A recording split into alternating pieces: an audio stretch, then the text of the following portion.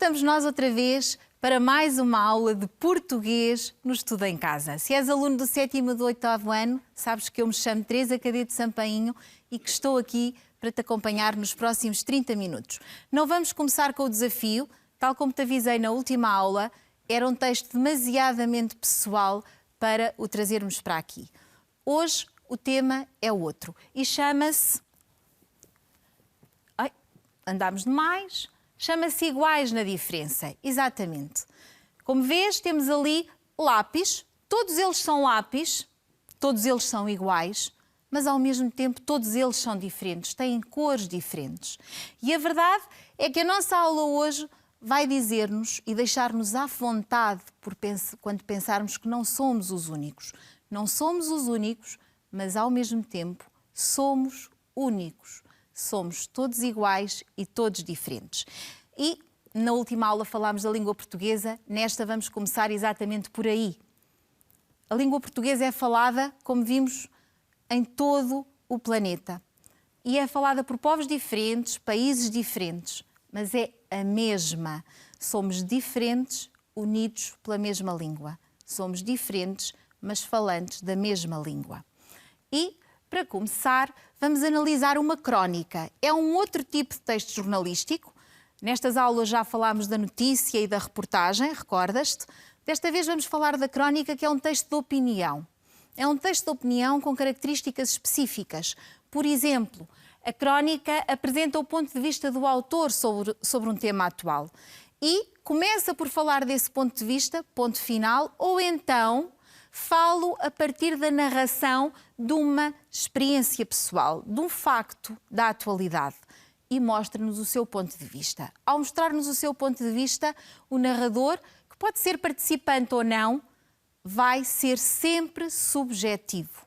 Sempre subjetivo, porque a crónica pretende levar o leitor a refletir e a pensar. Pode também divertir o leitor. Há crónicas humorísticas, é um facto. E para isso, a linguagem tem que ser clara e expressiva para atingir esse objetivo. E, se for a narrativa de um acontecimento, o tempo, o espaço e as personagens são limitados porque é uma narrativa muito curtinha. Vamos ler uma crónica de um escritor angolano, que escreve, portanto, em português, que tem esse traço a ligar-nos a ele, sobre a nossa pátria na Malásia.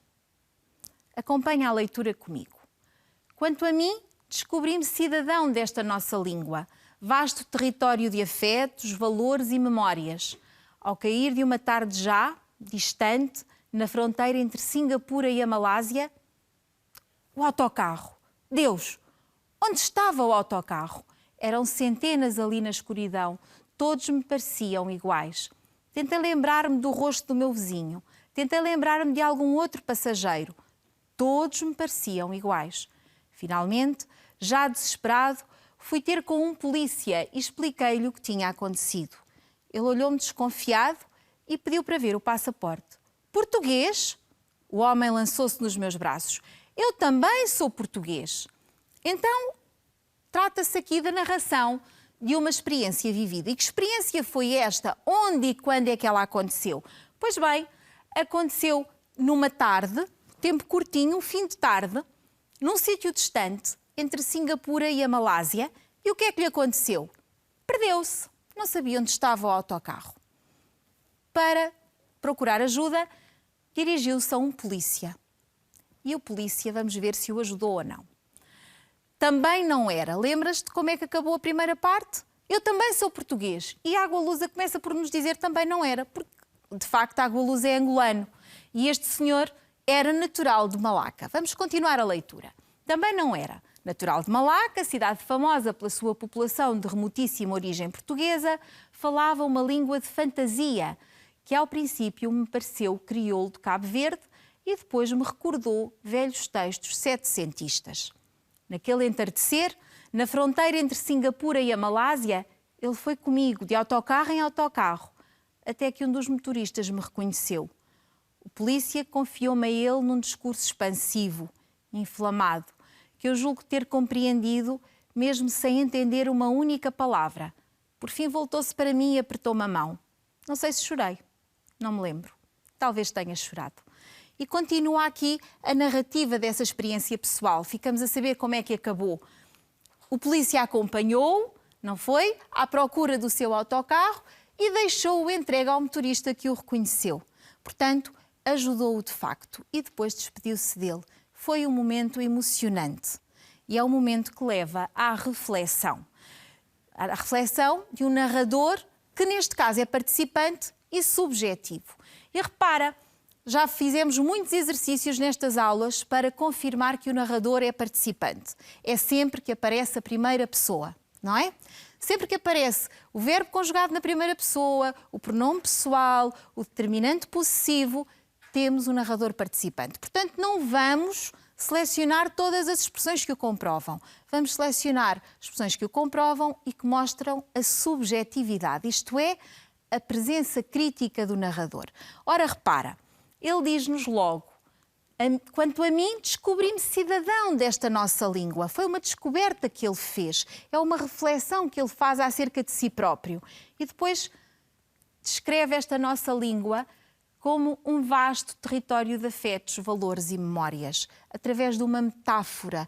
A língua como um espaço de encontro emocional, de encontro de valores, de encontro de recordações. E depois, um episódio ainda, uma peripécia, ele tentou lembrar-se do rosto do vizinho. Primeira pessoa, não é? Eu tentei. E as tentativas que ele fez para arranjar uma solução. E depois, as lembranças. Quando ele ouviu falar aquele polícia que era de Malaca, ele foi buscar às suas experiências as memórias. E aquela maneira de falar pareceu-lhe o crioulo de Cabo Verde. Portanto, uma reflexão pessoal que deriva das suas vivências. E depois me recordou velhos textos setecentistas. Ficamos a saber que Água Lusa tem cultura geral, não é? Conhece textos setecentistas.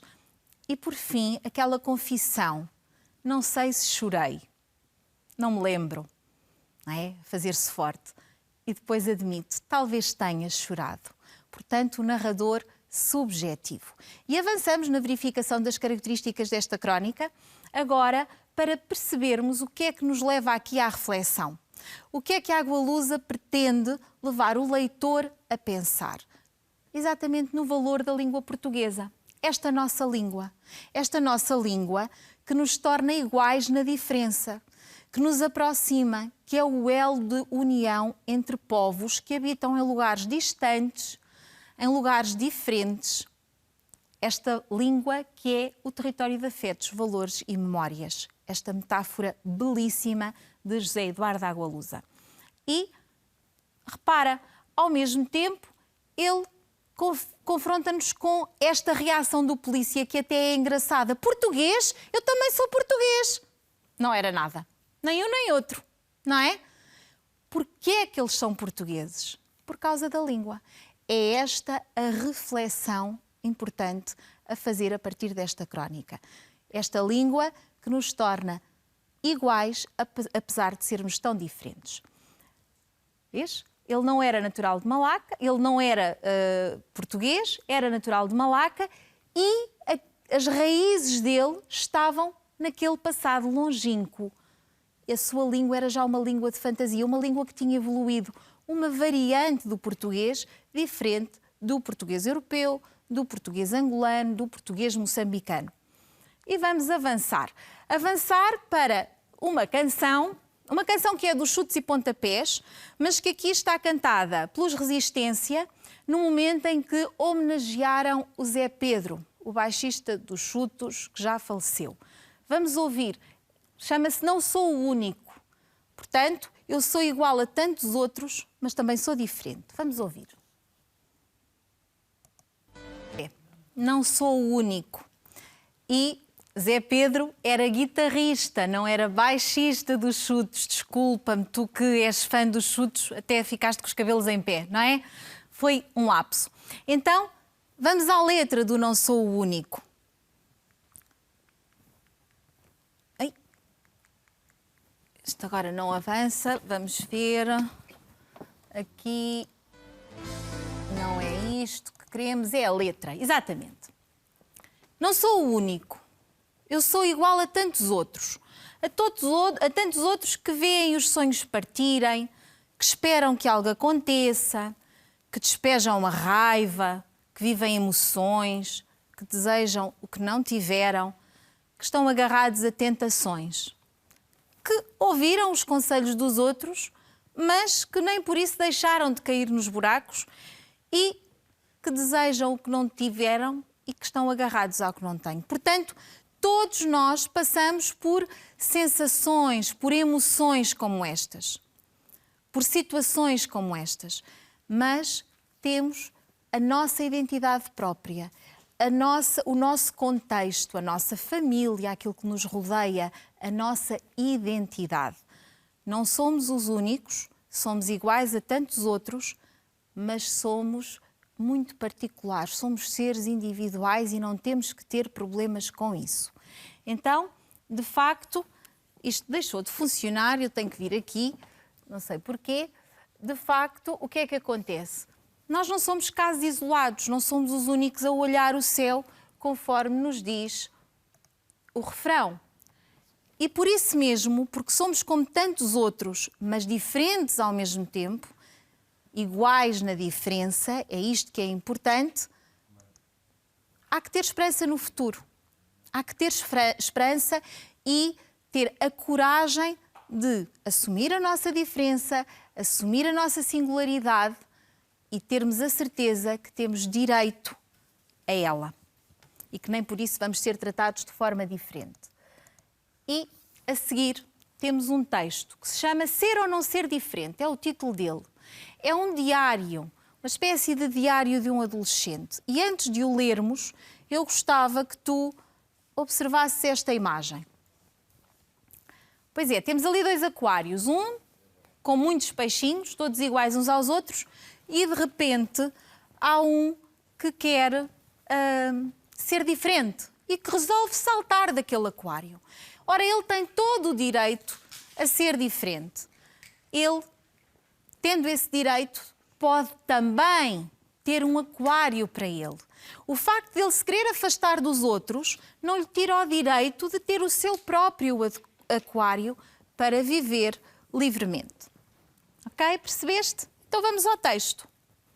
Isto continua sem funcionar. Olha, hoje foi aqui um boicote, não sei porquê. Vamos ao texto então. Acompanha a leitura comigo.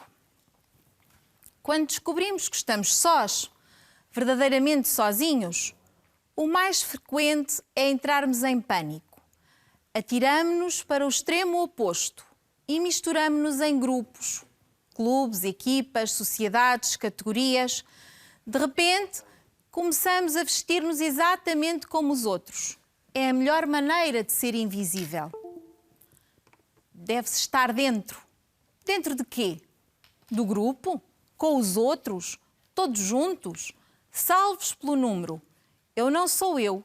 Sou um as do basquetebol. Um rapaz popular. Sou o amigo dos meus amigos. Faço parte. Sou um jovem. Não podem ver-me. Só conseguem ver-nos.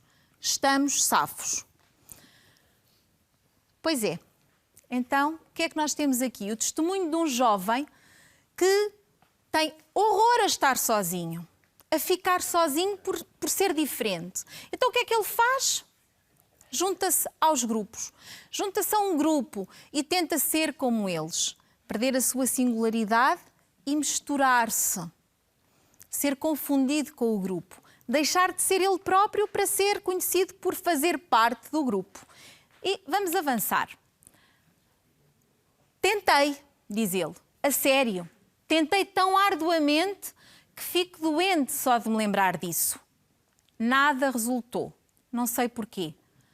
Pergunto-me por vezes se os introvertidos não terão um cheiro especial de que só os extrovertidos se apercebem. Quem me dera ter conseguido. Eu nunca consegui enganar ninguém. Sabiam que eu não me interessava pelos seus interesses e desdenhavam de mim por isso. Reparaste nesta imagem? A diferença, o ter coragem de ser ou não ser diferente. A verdade é que ele tentou, mas não conseguiu. E põe até a hipótese de haver alguma marca distintiva que permita aos outros perceberem que ele era introvertido, pelos vistos era o problema dele, e também o facto de não ter os mesmos interesses dos outros. Se calhar já passaste por situações destas e olha que é preciso ter coragem para ser diferente e ter a certeza que, sendo todos nós diferentes uns dos outros, temos todos direito a ser tratados da mesma maneira. Então, vamos explorar o texto. Qual é a reação? Indica a reação que o narrador considera normal quando alguém descobre que está sozinho. Uma imagem bem alusiva, os passarinhos vão todos numa direção e há um que teima em ir noutra. Então, para se integrar, o que é que ele tem de fazer? O narrador diz-nos, quando alguém descobre que está sozinho, é normal entrar em pânico e em seguida tentar integrar-se num grupo. É verdade. Mas mesmo que se queira integrar nesse grupo, não pode perder a sua identidade. É esta mensagem que temos que reter deste texto. Pergunta seguinte: explicita o significado da expressão estar dentro, enquadrada no contexto que acabaste de ler. Então, o que é que significa estar dentro? Não é difícil, pois não. Fazer parte, não é? Significa pertencer a um grupo, identificar-se com ele, misturar-se nesse grupo, ser identificado por ser parte desse grupo.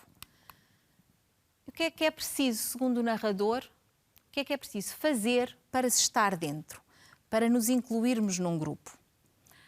Segundo ele nos diz, é preciso vestir-se e agir da mesma maneira do que os outros. Mais uma vez, imitar, fingir. Porquê é que ele não conseguiu integrar-se? Exatamente porque não conseguiu fingir. Ele não tinha os mesmos interesses dos outros, não gostava das mesmas coisas, imagina, não gostava das mesmas músicas, não é? Não tinha os mesmos interesses, eles queriam ir ao cinema ver filmes, por exemplo, de ação e ele gostava mais de comédias românticas, vamos imaginar, e não conseguiu fingir. E, portanto, os outros não conseguiram também integrá-lo. É preciso ver aqui o outro lado. Os outros também precisam de promover a integração. Todos nós temos que ter esta consciência de que somos iguais, mas diferentes. E vamos à gramática, pois é. Depois de uma aula de pausa, sem gramática nenhuma, vamos aqui retomar conteúdos que já ficaram um bocadinho lá para trás. Análise sintática da frase. Pois bem, esta frase é gira, não é? E a gramática também. Então vamos ver. Lembras-te do que é a análise sintática? Exatamente. É dizer quais são as funções desempenhadas pelas palavras na frase. E começamos logo ali. Esta frase é gira. Atenção ao verbo. É, verbo ser. Recordas-te aquela listinha há 2 aulas atrás? Pois é. Então temos esta frase sujeito.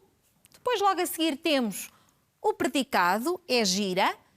E como temos o verbo ser, que é um verbo copulativo, vamos ter o predicativo do sujeito.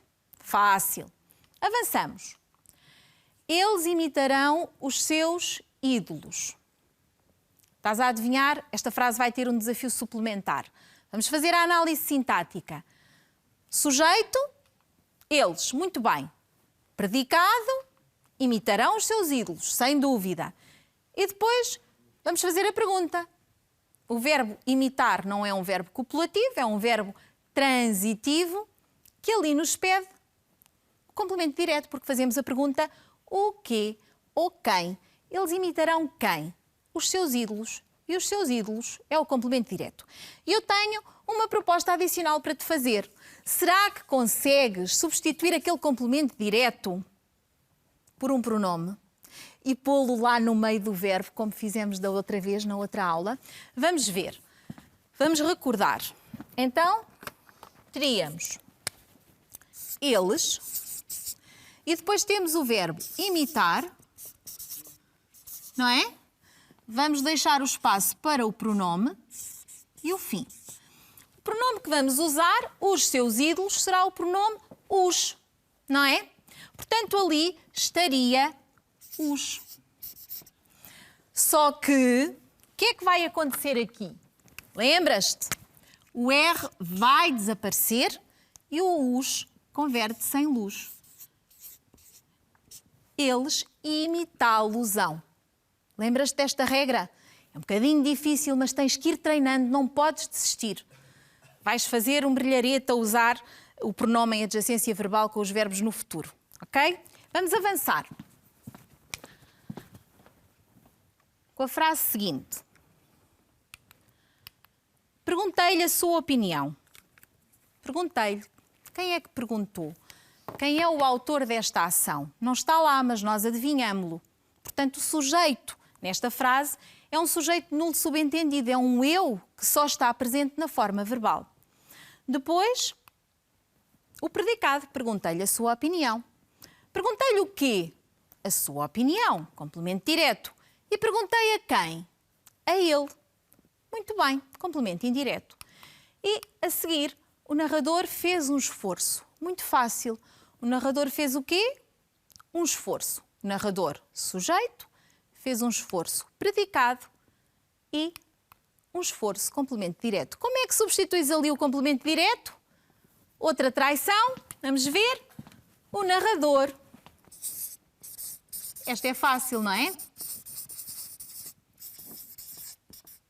Porquê? Porque o verbo terminava em Z. Lembras-te desta regra? Pois bem, é para nunca mais esquecer, está bem? E vamos avançar agora para um último vídeo. Uma animação que eu achei muito...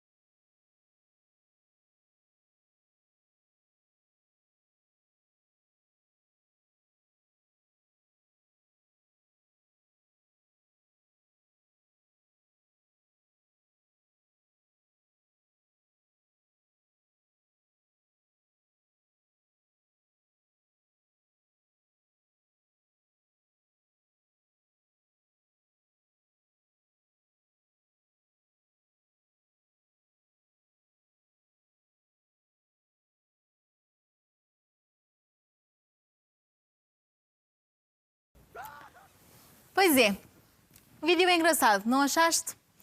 Reparaste bem no que aconteceu ali? Aqueles passarinhos todos resistiram à diferença. Não aceitaram com naturalidade o pássaro grande. Aquele pássaro diferente, mais exuberante do que eles. E reagiram. Reagiram como personagem coletiva. Portanto, se nós formos analisar este vídeo em termos narrativos, temos aqui um grupo que age coletivamente, os passarinhos, e temos a outra personagem individual, o pássaro grande. Uma personagem coletiva, uma personagem individual. E o desafio que te coloco, ainda não é o desafio do fim da aula, não. O desafio que te coloco é que seleciones os adjetivos que melhor caracterizam estas personagens. Temos para a personagem coletiva, e repara como a imagem ilustra bem que eles funcionam como um grupo, os passarinhos, e tens várias alternativas: conflituosos, amistosos, calorosos, trucistas, calmos, violentos. Percebes, não é? E para o pássaro grande, simpático, palerma, ingênuo, irritante, impaciente, amistoso. Para selecionares estes adjetivos tens que ter percebido muito bem o nosso vídeo, a nossa história. E estes passarinhos não eram muito amistosos, pois não? Nem calorosos. Calorosos é quando nós recebemos no nosso grupo o outro. E também não eram lá muito calmos, eram até barulhentos. Portanto, eles eram conflituosos até entre si. Eles entravam em conflito e faziam barulho porque discutiam uns com os outros. Depois, quando viram o outro, gozaram com ele, foram trucistas. Puseram-no ao ridículo, não o quiseram receber e foram até violentos, tentando fazê-lo cair. Em contrapartida, o pássaro grande era o quê? Diz-me lá tu. O que é que selecionaste ali? Que adjetivos selecionaste? Era simpático, não era? Ele tentou cativar os outros, tentou aproximar-se deles. Também era, porque não percebia as mensagens que eles estavam a mandar, ingênuo, porque tentava imitá-los para se enquadrar. E era amistoso. Ele até é simpático no fim, lembras-te? Então o desafio que eu te coloco depois deste vídeo é que penses num provérbio que possa servir como moral desta história e que justifiques a tua escolha. E este desafio vai ser corrigido na próxima aula, está bem? E vamos sistematizar. Iguais na diferença, lemos e exploramos a crónica do Água Lusa, ouvimos a canção Não Sou o Único, lemos e exploramos o texto Ser ou Não Ser Diferente, refletimos sobre esta necessidade que todos temos para crescermos de forma saudável, de assumirmos a nossa singularidade e vimos o vídeo dos passarinhos, que foi tão engraçado e que nos transmite uma lição tão importante. Espero que tenhas gostado. Fica bem. Até à próxima!